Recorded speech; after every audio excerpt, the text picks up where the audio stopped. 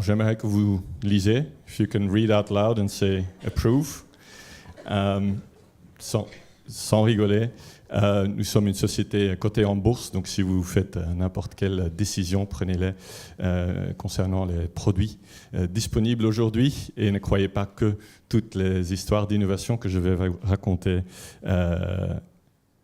Alors, très brièvement, je vais aller vite. Qui connaît Salesforce d'ailleurs ? Une très grande majorité aussi, donc je ne dois pas expliquer ça. Juste que depuis maintenant presque 20 ans, nous avons développé toute une série d'approches de savoir-faire, de know-how et d'outils concernant le Customer Success. Je pense que vous nous connaissez là, je ne vais pas aller plus en détail. Nous sommes également une société assez innovante et pour accompagner cette innovation, on a mis en place bien évidemment une culture assez particulière. Notre fondateur, Mark Benioff, a créé, est très conscient de cette culture, et une approche technologique pour accompagner pour nos employés une hypercroissance et une concentration sur l'innovation. Comment concentrer tout le monde ensemble sur les enjeux de l'innovation, c'est extrêmement clé. Néanmoins, on part toujours de l'élément culturel. Culture eats strategy for breakfast.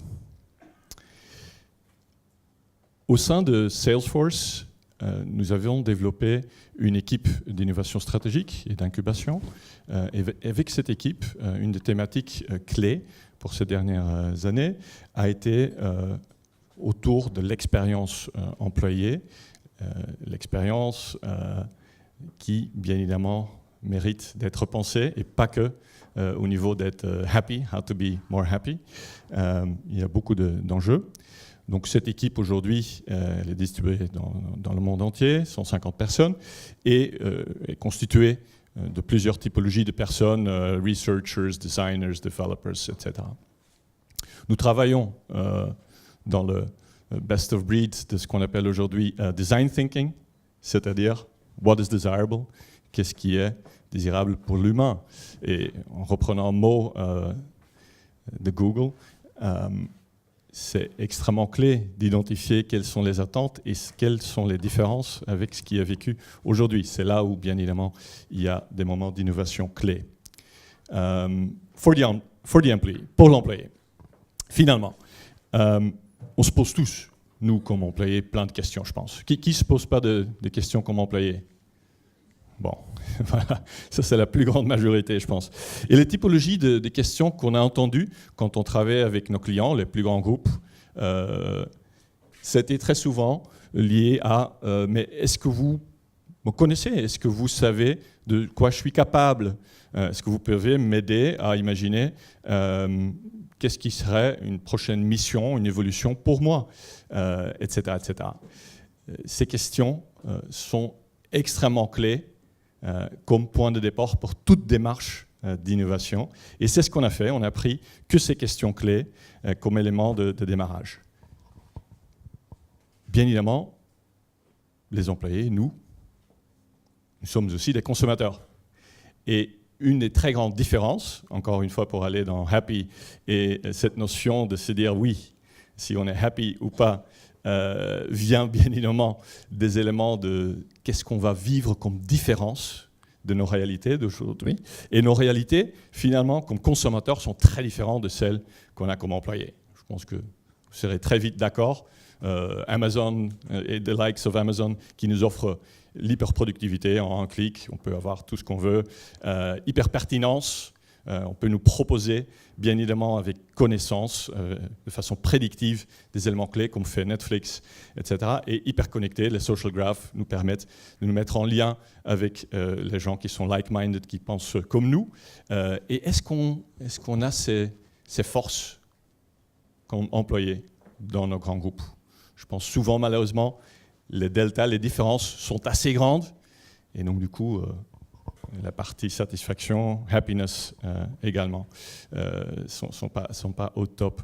Donc nous sommes partis dans notre démarche d'innovation, toujours de quelques grandes inspirations venant exactement de ce monde. Et plus clairement, what if planning my career would be as fluid, as easy as making a trajectory, get to my destination on Google Maps. Si je pourrais cartographier ma carrière et l'évolution de ma carrière, et l'expérience, ce serait comme Google. What if recommendations for my next role would be like Netflix?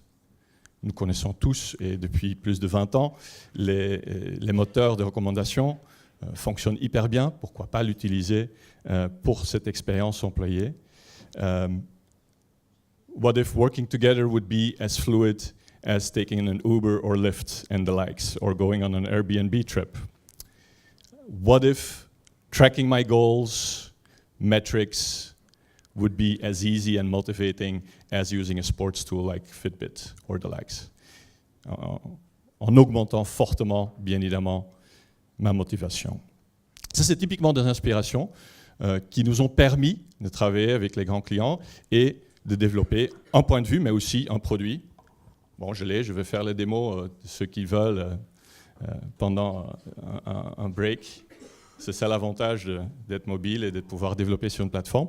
Avec nos équipes, en très peu de temps, nous avons développé, pas juste un point de vue, une vision, mais une solution spécifique, où bien évidemment l'élément clé, c'est qu'est-ce qu'on va vraiment changer, comment est-ce qu'on va réellement faire en sorte qu'on fait l'empowering de l'employé, redonner sens. Et là-dedans, la marketplace est essentielle, bien évidemment.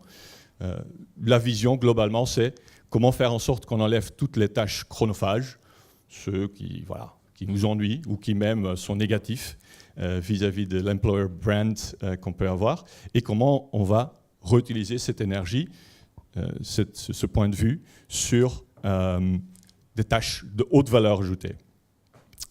Mais encore une fois, là-dedans, ce qui est vraiment essentiel, ce qui est probablement le plus empowering, c'est comment faire en sorte qu'une marketplace va créer plus de mobilité, et pas mieux qu'un cas réel avec Engie. Virginie, à toi. Merci Philippe. Alors, on pourrait presque dire que Philippe en a rêvé et Engie l'a fait. Alors Engie, vous connaissez tous, j'en suis sûre, c'est le premier acteur énergéticien mondial dans la transition énergétique, avec depuis début 2016 notre CEO Isabelle Cocher, quand même première femme patronne d'un grand groupe au sein du CAC 40, et je pense qu'on peut, enfin en tout cas nous en sommes très fiers, et qui elle a eu dès sa prise de poste une vision, une inspiration pour Engie qui va au-delà des purs PNL, KPI communs, mais qui était vraiment d'être un acteur, de faire partie de ce nouveau monde. Et par rapport à ça, elle a voulu pousser la collaboration, pousser une transformation day by day, step by step, mais sans que ça soit une couche supplémentaire, mais que ça soit notre spirit à chaque jour pour chaque collaborateur, avec une décentralisation, une digitalisation et une décarbonisation, donc les 3D. Et par rapport à ça, début 2016, elle a dit voilà, on pousse la collaboration, on casse les silos. Elle ne croit pas à la transformation par l'organisation, mais à la transformation par les comportements et par les modes de fonctionnement. Donc, du coup, elle nous dit voilà, il faut pousser la collaboration, c'est ça qui donnera de l'engagement des salariés, c'est ça qui donnera aussi de la croissance pour Engie, parce que là-dessus, voilà, happy.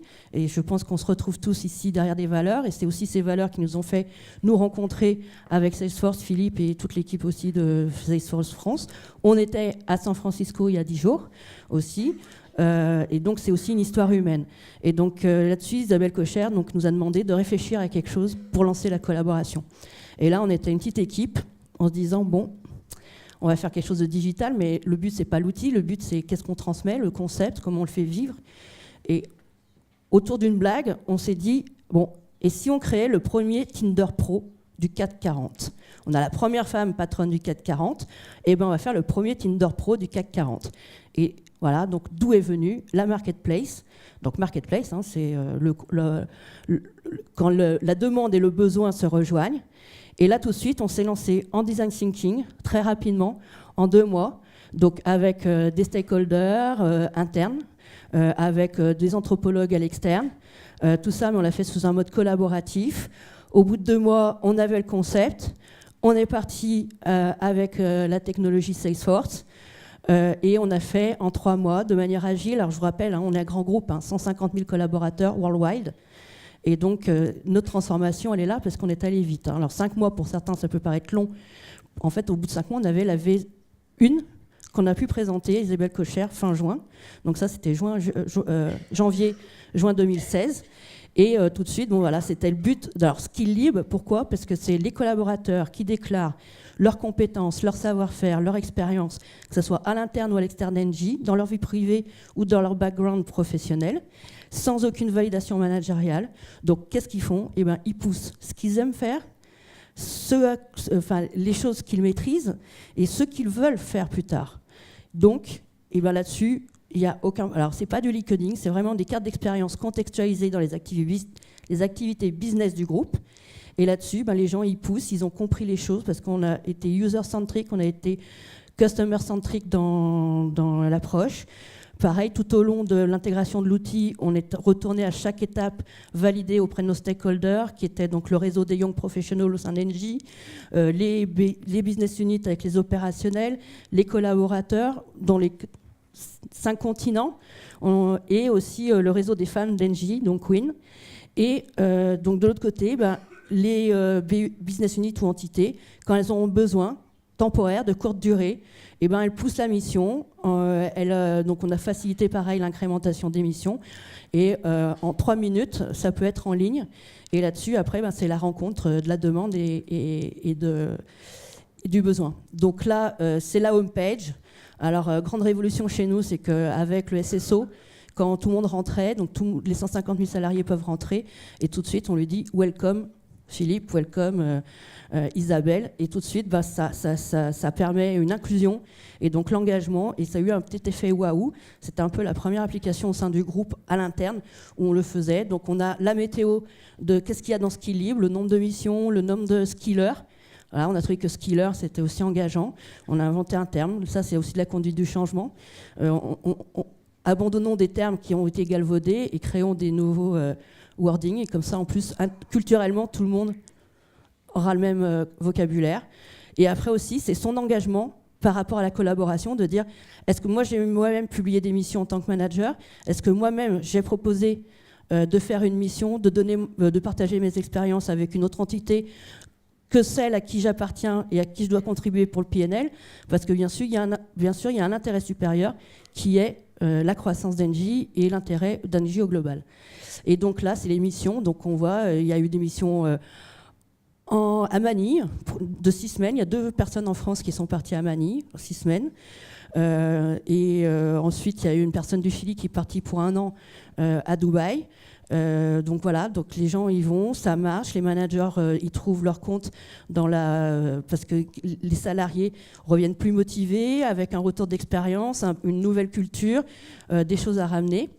Donc aujourd'hui, en fait, tout ça, on l'a fait de manière virale, sans communication officielle, par le bouche à oreille, en comptant sur le réseau. Et du coup, par contre, on part sur la fin d'année avec un lancement officiel, avec un petit mot d'Isabelle Cocher, un mot conjoint aussi, donc en interne de notre DRH groupe Pierre de Héninck et de notre EVP en charge du business, Shankar. Et là, donc ça va prendre de l'ampleur. Mais aujourd'hui, déjà, on est à plus de 2000 jours hommes contractualisés en 9 mois. Et en valorisant, vous voyez tout de suite, en prenant le moyen du coût d'un salarié chez nous, on arrive déjà à des sommes importantes. Donc pour nous, c'est vraiment de pousser une nouvelle façon de travailler, un nouveau contrat, un nouveau dialogue aussi collaborateur-manager, et de faire de la performance, d'optimiser les coûts, de donner une visibilité au salarié, d'engager le salarié, de l'aider dans son employabilité, de le rendre acteur. Manager, on est collaborateur aussi, donc voilà, et on avance. Et prochaine étape, ça va être de continuer donc avec Salesforce pour mettre un peu d'intelligence artificielle au service de l'humain et de l'homme, parce que c'est ce qui nous fait avancer. Merci. Super, merci.